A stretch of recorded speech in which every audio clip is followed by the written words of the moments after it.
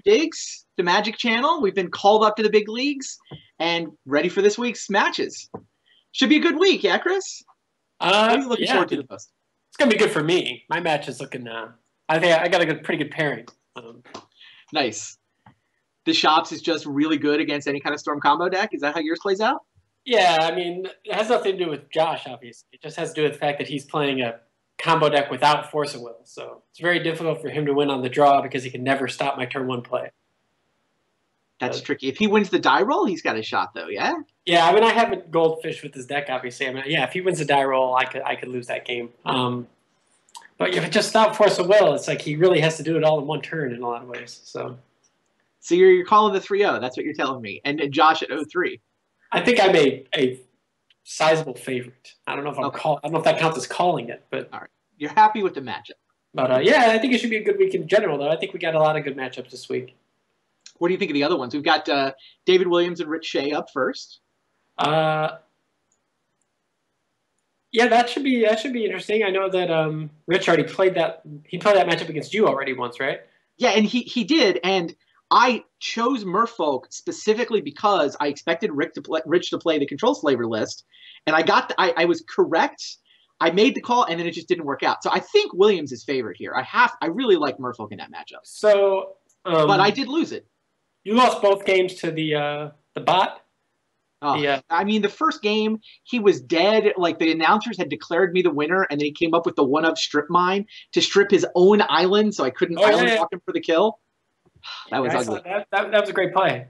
Yeah, what would have happened if in those games if he had Blightsteel Colossus instead of whatever the name of it? Yeah, he plays Mirror Battlesphere. It's a good point. Yeah. Like, the fact that Mirror Battlesphere was able to block lots of things at the same time was actually pretty important in that matchup. So yeah, his decision to play the Battlesphere there was definitely helped him in the matchup. So, I don't know. Maybe the matchup's closer than I think it is. Like, I had him null-rotted in the second game, except he had the one of Tolarian Academy. So I feel like I lost to these restricted lands, and it's like all of his mocks, and he had like 4 moxes in that draw, which my null-rod was shutting off, except he wasn't really shutting them off because Tolarian Academy meant they just made blue mana. Yeah, both those games he had the sweet lands. He did. I mean, that's why you put him in your deck, right? Yeah, that is why you put him in the deck. But hey, I got to be picking Williams. I think Williams gets off the schneid. I think Rich falls to 2-1 there. Yeah, I don't know. I think Rich's deck might be a little I think his deck's built a little. It's usually the Merfolk deck I think is good against the kind of like restricted card blue decks, but Rich's deck seems like it has a lot of potential like plan Bs, like a lot of ways to work around things, a lot of interesting stuff it can do. But I haven't seen him play with it that much. If you blow the Merfolk deck blows its Black Lotus, now the Welder's in play, like so it doesn't really want to do that because it can get rid of a no. Like he just has a lot of weird cards. Yeah, I don't know. Yeah, no, and it's a deck that he knows inside and out, which certainly helps. So that's certainly true. Who do you like, LSV versus Tom Martell? I think, man, it's been so long since I played a lot of matches against Mystic Remora. Mystic Remora seems pretty good against, another Gush deck. That's a good point. That's a good point. So, I don't know. Martell's deck is really it looks like definitely a bit of a brew. Like I haven't seen anything quite like his list in Vintage in a while, so I'm not sure. I don't really know how to evaluate it. I mean, obviously it wasn't great against Shops. In this matchup, it's possible the Mystic Remoras are nuts. I don't think he's not really hurt by not having a he's all in on the Gush Storm plan here. Yeah, it's kind of. I like to think there's this spectrum of these Gush Bond decks. You go all the way from sort of the Delver decks on one end of the extreme that are attacking with a bunch of creatures, and then you've got sort of this middle ground where I think LSV is actually in the sweet spot here. He's got Pyromaster, he's got some Snapcasters, but he's also got a whole bunch of broken stuff. And then on Martell is on the other extreme where he just went completely creatureless. He's just Gush Bond with broken stuff. And then I guess he's fleshing it out with these Mystic Remoras. He's got Jace. He's got two Jace, so he has to have an alternate win condition. But I don't think that Luis's deck punishes him for being one-dimensional. That's fair. Yeah, I like Luis's deck better in the metagame, but Tom might actually have a matchup edge there. That's interesting. Right. Like Luis doesn't have discard. He doesn't have no. All right, so then we talked about your match against Raptor. I've got the matchup against Oath, Bob Maher, and yeah, I randomly ran into him in a daily event, and I did beat him. I think that like the specific card Oath of Druids is just really good against my Merfolk deck, but the other 56 cards I think I match up against really well. Well, the match he played against Merfolk, he oathed up a Gristlebrand and lost, right? Right, exactly. On the spot. Yeah, that can happen. Yeah. And then match number 5, Eric Froelich, Steve Menendian, our one battle of undefeateds today. Somebody's going to be 3-0, somebody's going to be 2-1. Yeah, and once again, that's another person who already played a Merfolk deck. But that match was very close, the Menendian-Williams match. So that match, that's the match that I'm surprised that that was the one that feels like the Merfolk deck should have won, but I don't know. Well, yeah. Williams, I don't feel like Williams has had great draws in this tournament. So it'd be nice to get another look at Doomsday, though. That's a fun deck. The Menendian's got. Yeah. All right, well, it looks like we're ready for round 1, so we're going to go watch David Williams take on Rich Shay. That is pretty exciting. We are experimenting with hand cams now, so you guys will see that we're showing you the hands for the players. Bear with us. You know, we're experimenting. We're trying to figure out, you know, what we can do in terms of covering Magic Online on the show. So we think this is going to work. We're certainly excited about trying it out and seeing how well it goes. Yeah. Yeah, I don't see their game either. Is their game, did they do a challenge game? I don't see them in the room. We can see their hands, but not their game. Hilarious. Yeah, that's weird. We must be able to see the game. So we can see the beginnings of their hands here. All right. So Rich has got a couple of Moxes, an Underground Sea. And a Time Walk? Yeah. Wow. All right. So that was a pretty good turn. We can't quite see what Williams has here.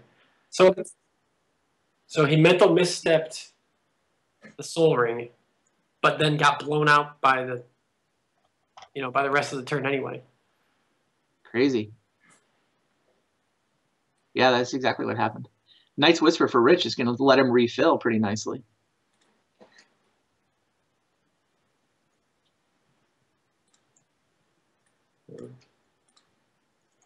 Yeah, that is that's a pretty solid start. And you know, the thing about having this kind of start against the Merfolk deck is the Merfolk deck does. Oh yeah, I was about to say it does not come out fast because you know they only play one Mox, but he had the Mox Sapphire in his hand and made me look like. I had to take it back so quickly. Yeah, Mox Sapphire off the top, pretty nice.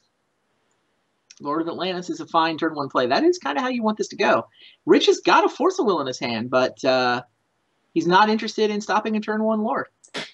Yeah, let me tell you, if you could just play 5 Mox Sapphires instead of 1 of each Mox, the Merfolk deck would be better. Definitely. The difference between creatures that cost 2 colored mana versus cost 1 in a colorless is just enormous in Vintage. It's just crazy.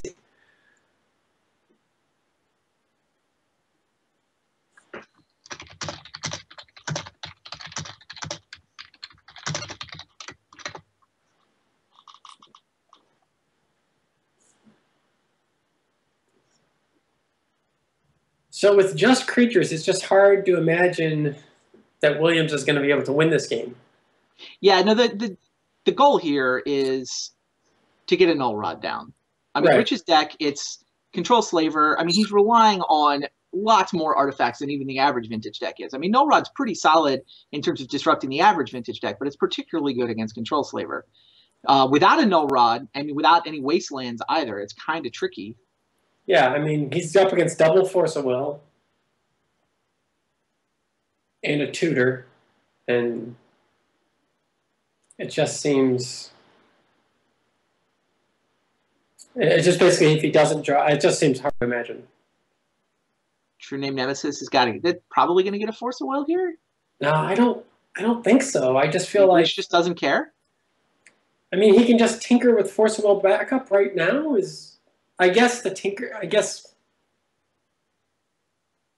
he knows what his deck can do. I can't imagine that. I mean, I guess it's a 4 power, and he can't block. So, I mean, 4 power True Name, that adds up. It does look like he's cracking the fetch lane end step. Like you see the Vampire Tutor that it's in his hand. I think that's definitely the way he set this turn up. So yeah, it is time for him to Vampiric. Tinker makes sense to me as a card that he would go get here. Tinkering out a Blightsteel Colossus feels pretty good. He doesn't have Blightsteel though. I mean, you're right. He doesn't have both. The Mirror Battlesphere is actually what I was thinking of. And remember, he can't block. So well, it can block the Lord because the Lord doesn't have Island Walk yet. That's true, but we know Williams is holding 2 more. So he would end up that Force of Will Lord that way probably. Right. If Williams draws an island, he can go Lord. It'd be awkward. All right, Vampiric Tutor. We do have a little bit of lag in the hand cans. Yeah. Oh, this is terrible. This is rough. Yeah, there's the Tinker. Yeah, that's what we thought. So Battlesphere, going to get it done here, you think? Oh, man, I'm just wondering if he was so. I'm wondering if Yawgmoth's will. A lot of good stuff in the yard. I mean, Battlesphere looks good enough, doesn't it? I mean, doesn't it just lose the double Lord? Yes, it would lose to double Lord. He's going to force the first Lord. Right, but if Dave draws an island, he basically, then he has to. He's down to no cards. Yeah, it's kind of an interesting game here. It's an old-fashioned race, right? This game is pure. How quick can the Merfolk deck deal 20? By the way, the current incarnation of the hand cams being a little lagged is interesting because it allows us to talk about their plays, but still the excitement when we don't know what they drew. Fair. Yeah, Rich did feel like he had to Force a Will of Lord. That totally makes sense to me. He cannot afford to take 6 damage here and then even more next turn. Right, he's going to die. This way he can block the Lord of Atlantis. True Name, of course, still comes through. Dave did not draw the island that he would have needed for the second Lord. I mean, this Lord next turn is lethal though. Like Rich is in trouble. Well, this is a game he's losing because he has Battlesphere instead of Blightsteel? Yeah. If this was a Blightsteel Colossus right here, he'd be threatening lethal instead of threatening merely 12 damage. Right. So Dave would have to chump, and then the attack back would not be for the win. That's a good point. Yeah, Battlesphere was great against me the way those games played out, but the way this one is looking, I think Dave's going to win it. Yeah.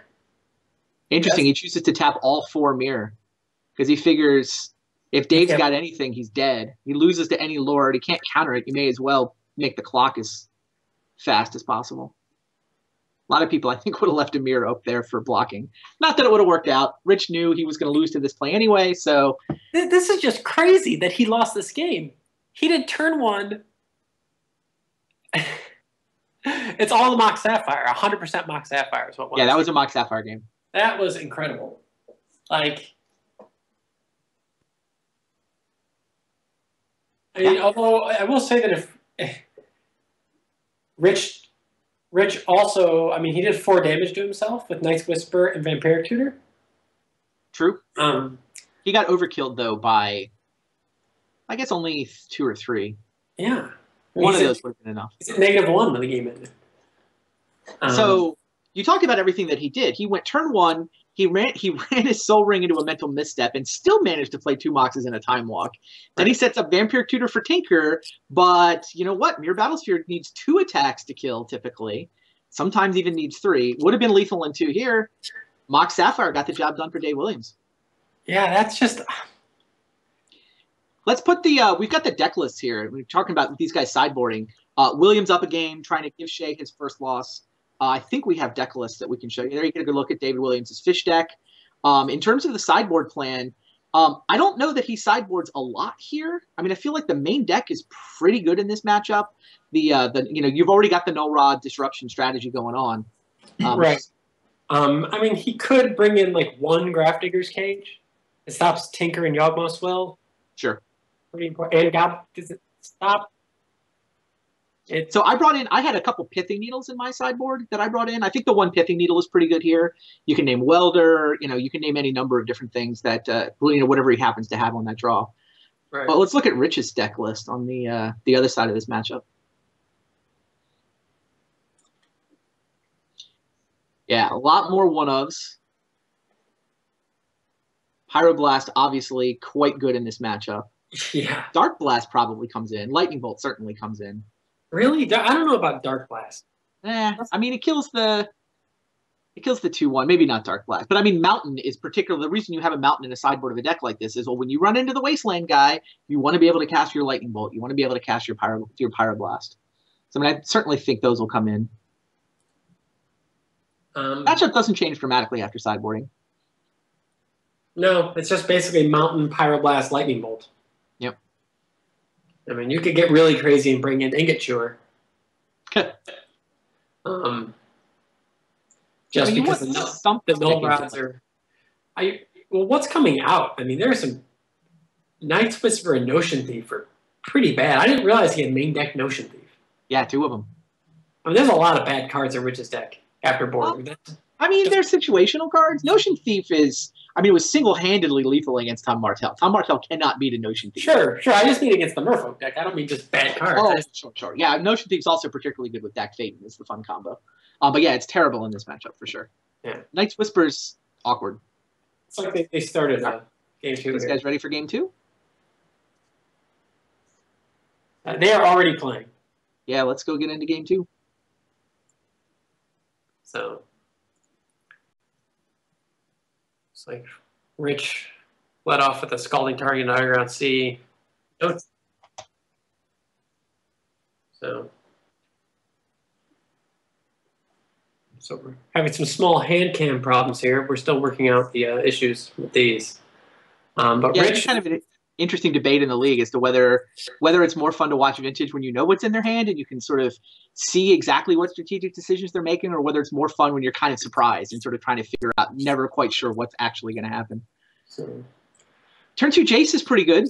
Yeah, Rich once again playing his cards like a way faster than their current. But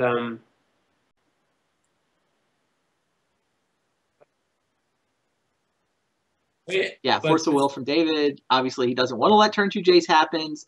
Force back from Rich.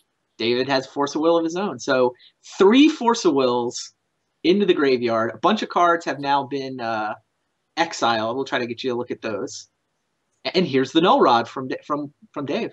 Wow, that Mana Crypt is quite bad now. Yeah, 1.5 damage a turn on average, and it doesn't even tap for mana anymore. Yeah, Misstep and Lord got removed for Dave. Dak Phaeton got removed by Rich. Wow. This is a great draw for Williams. I told you I thought Merfolk was advantaged in this matchup. Like, this matchup was literally the reason I chose to play the Merfolk deck. Now, I don't know. I feel better. Forgive me for making it about me, but you see a clinic here in what the Merfolk deck is capable of doing. You run into an opponent who's maybe a little bit soft to Null Rod, a little bit soft to Wasteland. You've got the clock to hit them pretty fast. You've got just enough counter magic to be able to sort of slow down the things that they're trying to do. Ingot Chewer did come in, apparently. Told you. Now, David's up a game here and looking to win the match. Come in to take care of Null Rod. But yeah, he drew 2 Ingot Chewers. Yeah. But it just doesn't matter because, like... Right. See, this is... People just don't build their... I don't know, somehow the Vintage decks just aren't capable of, like, killing on the spot like they used to be, and for whatever reason... they just had to be too many cards to prepare for things, and then this happens. Like the fact that he tinkered, got a turn, and still lost game 1. Yep. Like that's not really I mean, you're supposed to build your deck so that if you tinker and get a turn, you don't lose. You win. Yeah, you're supposed to win from that position for sure.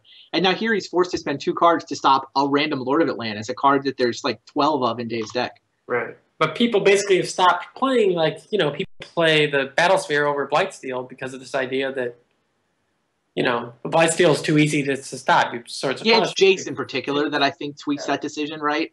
Jace is really good at bouncing a Blightsteel Colossus back to his hand. Well, also, some vintage decks are just so good at sort of force of willing and mental misstepping down to nothing that if they hurt your Battlesphere, you might kill them with the 4/1/1s.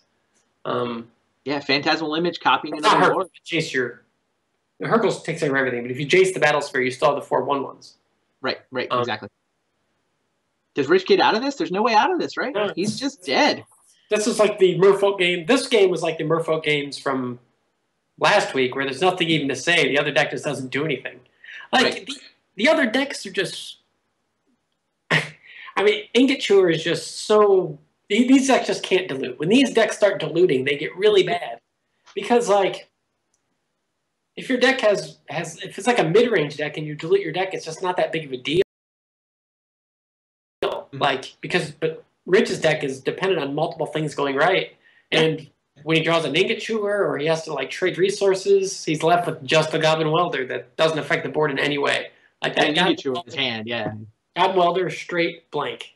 And Williams shows him both sides of his hand. Yeah, that was kind of a blowout. I guess that's what my match against LSB looked like last week. Game 1 was super cool, and I think that there's a lot of discussion that you could talk about of how Rich's deck is built that affected Game 1. Like the fact that he played Knight's Whisper, which that 2 damage possibly mattered. The fact that his best, a lot of decks you think could have like I don't know, the fact that he Vampiric Tutored for a card that left him dead to so many of. I mean, he knew he was dead on board to resolve Lord of Atlantis. It's just not that hard to imagine Lord of Atlantis resolving. And this is very similar to the so when I was playing a lot of these kind of more like broken blue card vintage decks, I really didn't like the tutors. Like, I always just wanted to play the game, just kind of play the really good cards and then play the value cards and just not worry about tutoring as much. But then I also felt like I was giving up edge because I wasn't just winning the games that were like, it was just like a puzzle where you Vampire for Black Lotus, Yawgmoth's Will. So what do you think we're going to see? Do you think we see these decks again from these guys next week? You ever read? I just think that I can't believe that they're in situations where the Vampirics seem so weak. They just Vampiric and it's just not enough. Fair point. Just so you guys know, if you're watching this for the first time, players are allowed to change decks every 3 weeks. So this is week 3. Rich is now 2-1. Dave's now 1-2 with these decks. They can show up with a completely new deck for next week if they want to. When we're watching next week, in fact, we won't even know what the players are playing. Everybody has deck lists. I was going to ask that. When were we getting deck lists? After the rep? After the matches. Yeah, after the matches. So, yeah, no deck lists. You don't even know what archetype they're on when you sit down to play next week. Nice. Yeah, that's exciting. Definitely. That is the cool part. That's what I like about this league. This is great. Being stuck with, I think everyone would be miserable if they were stuck with the same deck. Yeah, for 9 weeks, I agree. But I mean, I don't think you want to change every week either. Like, I think 3 weeks, sort of each third of the season works out pretty well, actually. Yeah, I like it. It's a good choice. Did you see the format LSV and Tom Martell were playing against each other, actually? So they did a stream like a week and a half ago where they each showed up with 3 different decks. And it was like those were their 3 lives. So it's kind of a best 3 out of 5 matchup. But every time you lose, that deck is dead. You have to change to a different deck. And every time you win, you have to keep playing that deck. So what were the rules as far as deck construction? When you say deck, what does that mean? Yeah, that's fair. I mean, if you were going to formalize that, you'd have to make something. Maybe it's only overlap by restricted cards or lands might be the way it's started. They basically just said, gentleman's agreement, play 3 different decks. All right. Yeah, I've actually thought about that. I mean, I love thinking about weird Magic formats. Obviously, some people have put in a lot more effort, like Caleb on Channel Fireball with his, like, unrestricting cards and Modern and playing them out and stuff like that. Like, a lot of people put a lot of effort that I haven't had time for into these weird formats, but I've thought a lot about what the rules would be if I did them. And it's very tricky because, like, the whole unified constructed rules, have never been that interesting because, like, depending on the format, 3 different decks that don't share cards is not interesting at all. Like, if you played Unified Standard right now where pick 3 decks that don't overlap, you would just go, well, I'll take Blue-White Control and Rabble Red and Black Devotion. None of the cards were going to overlap anyway because, you know. Fair. So, but for Vintage, obviously, it's a lot different. You know. Yeah, no, I think there's actually a lot going on with that. Yeah. But like you said, they just had a gentleman's agreement of 3 different decks means something different to. So.